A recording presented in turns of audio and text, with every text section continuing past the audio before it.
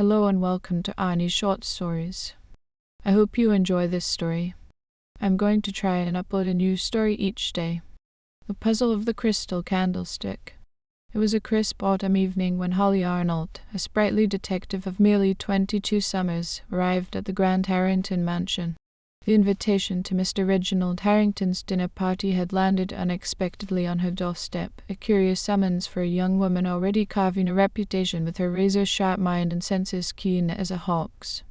Mr. Harrington, a collector whose wealth was matched only by his eccentricity, had insisted on her presence, intrigued by tales of her deductive prowess. As the taxi crunched to a halt on the gravel drive, Holly adjusted her modest yet elegant dress and stepped into the night, the mansion's glowing windows promising secrets within. The butler, Mr. Jenkins, greeted her with a stiff bow. "Good evening, Miss Arnold." His voice was a low hum, as she followed him through corridors lined with opulent art, each piece whispering of wealth and history, until they reached the dining room.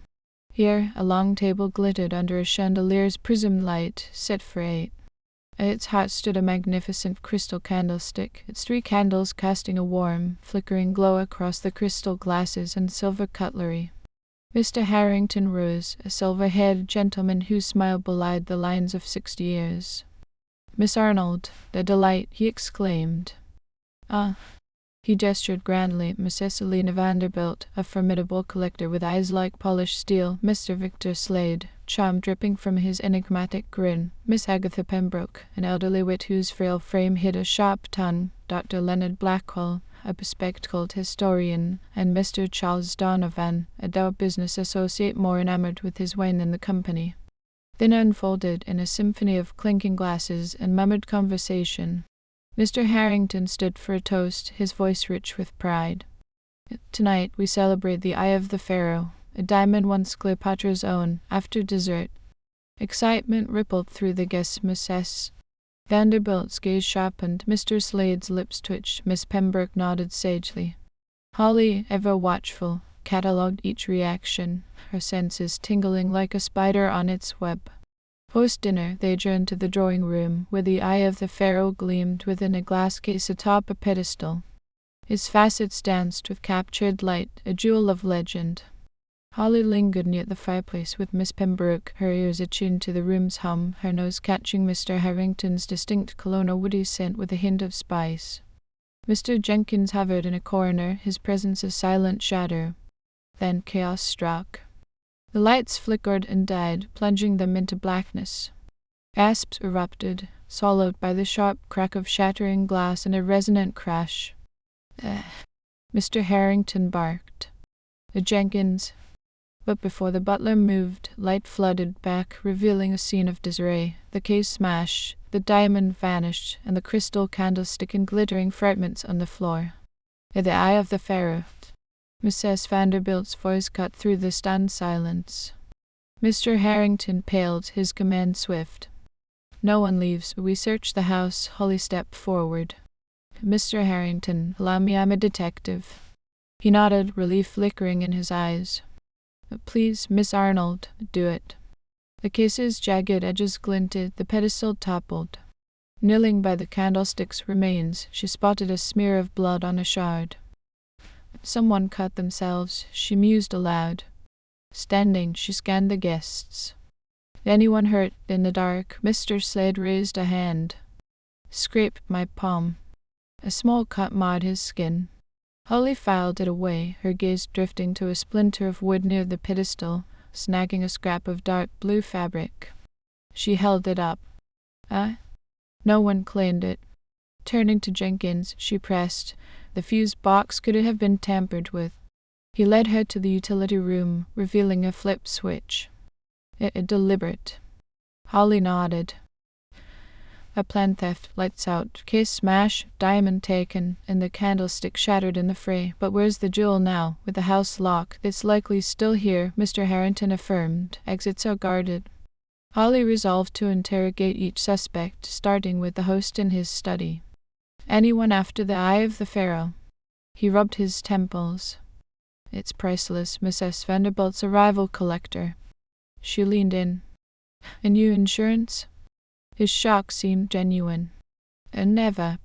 She noticed his hands tucked into his pockets, odd for a man so poised. Mrs. Vanderbilt, in the library, bristled at Holly's probe.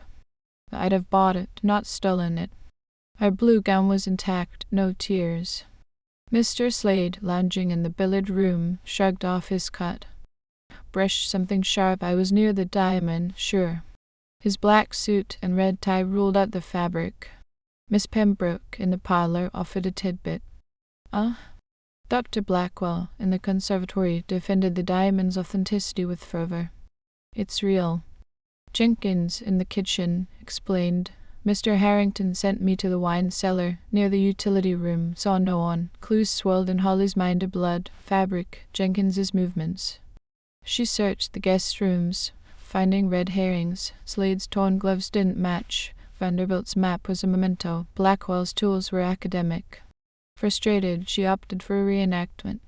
In the drawing room, she positioned them, Harrington and Blackwell by the case, Vanderbilt close, Slade on the sofa, she and Pembroke by the fireplace, Jenkins in the hall. Lights off. Darkness fell, and she listened. Floorboards creaked, glass shattered in memory, a thump echoed. Lights returned. All denied, save Harrington, claiming a push. Closing her eyes, Holly summoned the blackout sensory flood, the witty cologne near the case, Harrington's voice shouting, "Get back," not retreating, but commanding. "Yeah, Mr. Harrington," she said, "your cologne was by the case." He faltered. "I was closer than I thought. Your hand." He hesitated, revealing a cut finger. The blood matches, she pressed. "And this tear." She produced the scrap, a perfect fit. "Jenkins, you said he ordered the lights off at 9:00 for a surprise." "And yes." Holly faced Harrington. "You staged it. Financial ruin drove you to fake the theft for insurance." Harrington slumped. "You're right. That's overwhelmed me. I thought this would save the estate. I smashed the case, hid the diamond, cut myself when the candlestick broke more than planned. I'm sorry. There's a better way. Sell assets." Vanderbilt offered. "I'll assist with buyers, Reginald." Tears welled in his eyes.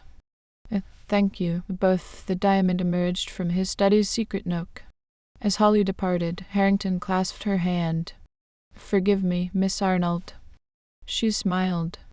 "Just keep it honest next time, us." With senses sharp and logic unyielding, Holly Arnold unraveled the puzzle of the crystal candlestick.